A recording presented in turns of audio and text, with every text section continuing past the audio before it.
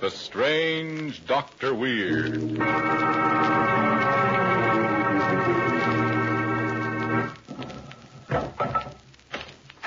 Good evening. Come in, won't you? Well, what's the matter? You seem a bit nervous. Perhaps the cemetery outside this house has upset you. But there are things far worse than cemeteries. For instance, men with murder in their hearts. As in my story tonight, a story I call The Devil's Caverns.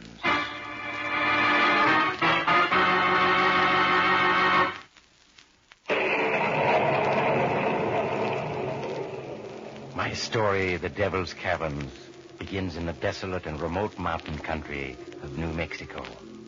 It is early morning.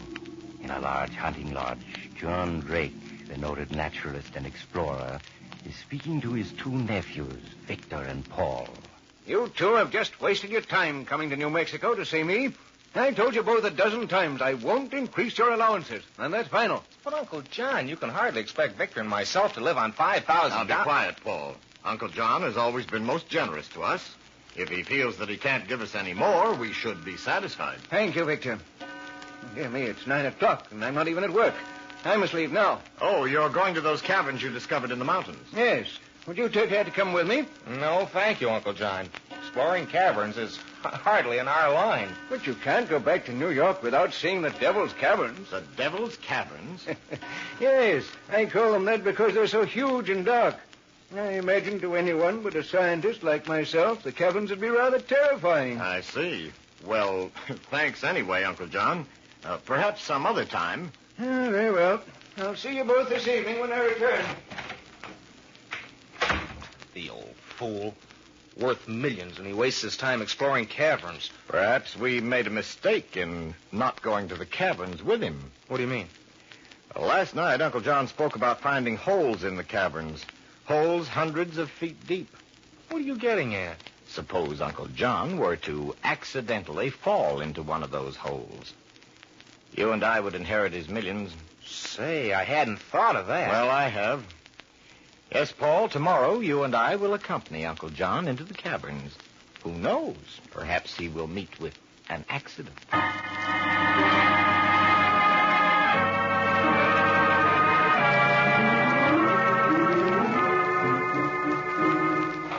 It's just a little further to the entrance to the caverns. But, Uncle John, why did you make us wear leather gloves and high shoes? Well, they're for protection against the rats in Devil's Caverns. You mean the rats in there are dangerous? Oh, not really. It's just that now and then one of them will take a nip at you. Oh.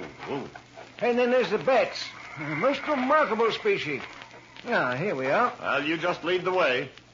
It was just by sheer luck that I stumbled on the entrance. Oh, it certainly is dark in here. Now, just a second. I'll turn on my flashlight. There. Well, I can understand now why you call these the Devil's Caverns. There's something terrifying about this place. Yes, and there are others even more terrifying. Come along, I'll show them to you. Just a minute, Uncle John. What for, Paul? Paul, why in the world are you lighting a candle?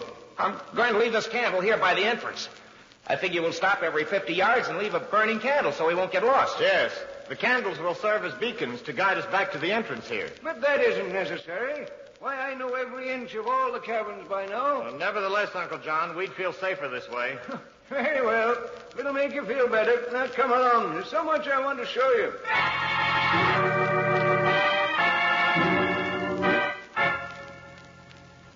If you'll come over here, boys, I'll show you one of those holes I was telling you about. We'll be there just as soon as we light another candle, Uncle John.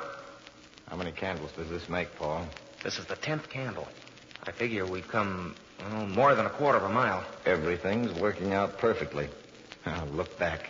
You can see 4 of the candles burning, and the other 6 are around that turn. Yeah. Well, come along now. We mustn't keep Uncle John waiting. Ah, there you are. Now I'm going to show you another of the wonder of these caverns. This hole I'm shining my flashlight on. Oh, something just brushed against my foot. That was just one of the cavern rats. I discovered we're here. Listen. Sounds like there are thousands of them. Yes, there are. Nasty little fellows, too. And our leather gloves and high shoes will protect us if they grow too bold. I hope so.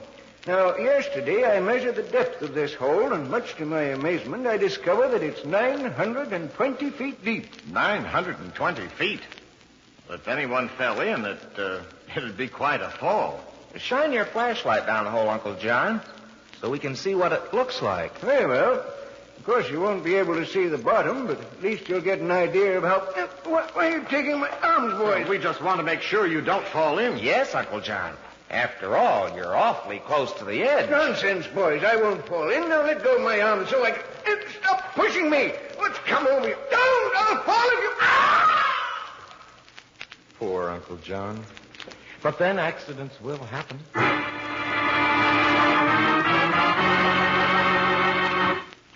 Doctor, after listening to the first part of your story, don't you think some of our listeners may be a little shaky? Well, I can't understand why. But if they are, I suppose we ought to suggest something to bolster their confidence. Doctor, that's a good idea. And then there's nothing that gives a fellow more confidence in himself than correct attire. For that reason, may I suggest that your wardrobe include at least one of the many smart, correctly styled Adam hats. Made of lustrous all-fur felt in a wide variety of soft, harmonizing shades, Adam hats are the epitome of fine quality and good taste. You'll appreciate, too, the distinctive hat bands and other important details of your Adam hat. Top off that well-dressed look, gentlemen, with an Adam hat. Now, back to Mystery and Dr. Weird. And now I'll continue my story, The Devil's Caverns. After John Drake's death scream had faded away, only the shrill squeaking of the rats and the heavy breathing of the two men remained. For a moment, the two stood in darkness. Then Victor spoke. All right, Paul. Turn on Uncle John's flashlight and let's get out of here. Why, I haven't got his flashlight. He fell in before I could take it away from him. What? You stupid fool. I might have known you'd bungle it. Now what have we got? Wait a minute. I have my cigarette lighter, if it only works. There. It doesn't give much light, but it'll do. Oh, come on. Let's get out of here. Place gives me the creeps. Yes. Now, there's the first candle a few yards away. Come along. Victor, look. The first candle just went out. Yes. That draft probably blew it out. Candle was right over here on this rock. Oh, Victor, it's gone. Gone? Nonsense. You probably left it on another rock. Well, let's not waste time. There's the second candle 50 yards ahead. Oh, all right, but I tell you, that was a rock I left it on. And now it's gone. Oh, look. The second candle. It seems to be moving. It's falling over. It's gone out. But that's as though someone blew it out. Don't be a fool.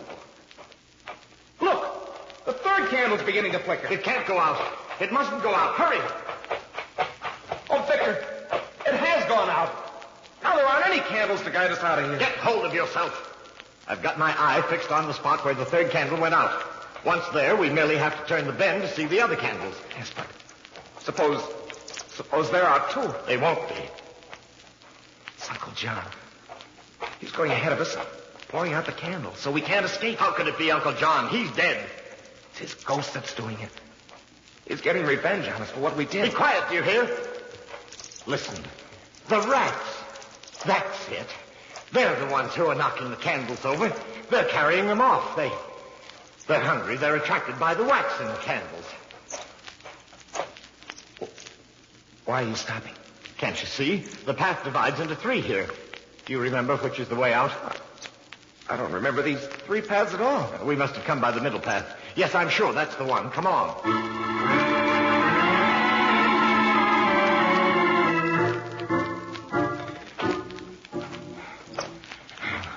We're bound to find the entrance.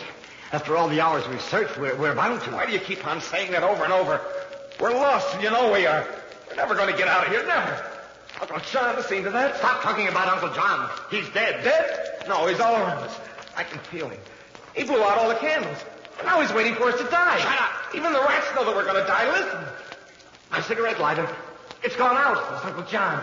He blew it out. It won't work. The fuel's all gone. Paul, where are you? I'm over here. you have some matches, haven't you? Yes. Those matches are a matter of life and death.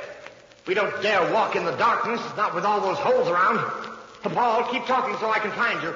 How can you find me when I'm lost? You'll never find me. Oh, Paul, what is it? Uncle John. He just brushed past me. He's come to take me. Don't be a fool. It was a bat that brushed past you. No. No, it's Uncle John. He's come to get me. No. No, stay away from me. Stay away. Paul, come back. Come back, you hear? It's dangerous to run like that. Paul. He's fallen into a hole. He's gone. Now I'm all alone without any light at all. So, Uncle John, you think you've gotten the better of me. Well, you haven't, you hear? I've got to get hold of myself. I must. If I go to pieces, I'll never get out of here. I've got to take this thing out.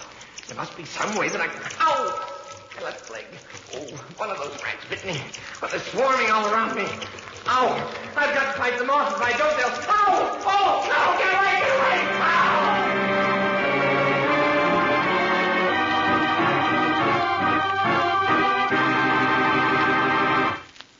Too bad about poor Victor, wasn't it?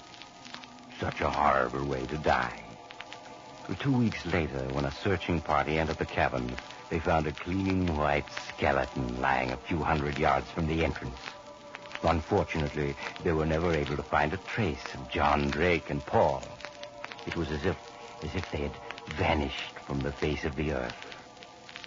Now, I once knew a dead man who would... Oh, you have to go now? Perhaps you'll drop in on me again soon. Just look for the house on the other side of the cemetery. The house of Dr. Weird.